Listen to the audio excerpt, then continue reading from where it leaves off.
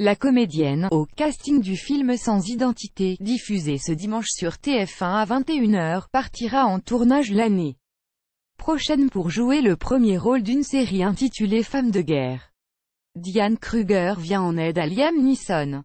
Ce soir dans le thriller d'espionnage Sans identité, sorti en 2011 et adapté du roman Hors de moi, de Didier Van Cauwelaert, celle qui a d'abord été danseuse, puis mannequin a régulièrement été à l'affiche de films d'action tels que The Hunting Party et État de choc. Mais, cette année, la comédienne va mettre sa carrière un peu de côté pour se consacrer à sa grossesse. À 41 ans, Diane Kruger attend en effet son premier enfant, avec son compagnon, Norman Reedus, alias Daryl dans la série The Walking Dead. Après la pause pouponnage, la comédienne d'origine germanique, naturalisée américaine, partira en tournage en 2019 pour jouer le premier rôle d'une série sur Marlène Dietrich, la mégastar du cinéma allemand des années 30 à 40. Un rôle cousu main puisque Diane Kruger le coécrit avec Fatih Akin, cinéaste allemand d'origine turque.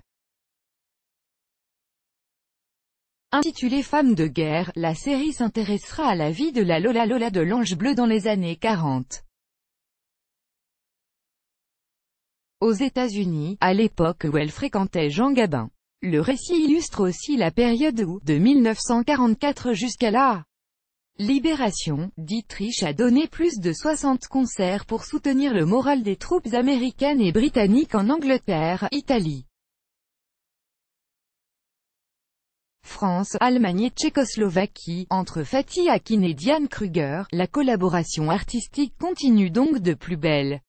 Le réalisateur lui a offert, en 2015, la possibilité de se dépasser en tant qu'actrice dans son film In the Fad. Pour son premier rôle dans sa langue maternelle, Diane Kruger a été récompensée par le prestigieux prix d'interprétation féminine à Cannes.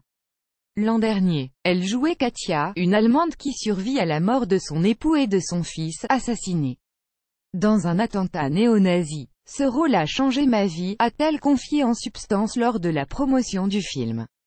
À l'époque, pendant 6 mois pour comprendre ce deuil impossible, Diane Kruger a assisté, à New York, à des réunions de groupes de soutien dont les membres avaient perdu des proches lors de morts violentes.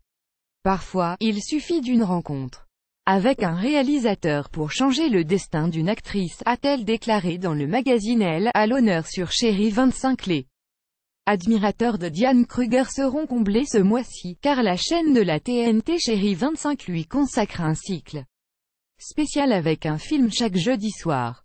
Cela débute le 14 juin avec Pour elle, dans lequel l'actrice donne la réplique à Vincent Lindon, puis il y aura Père et fille, avec Russell Crowe, le 21 juin et, pour finir,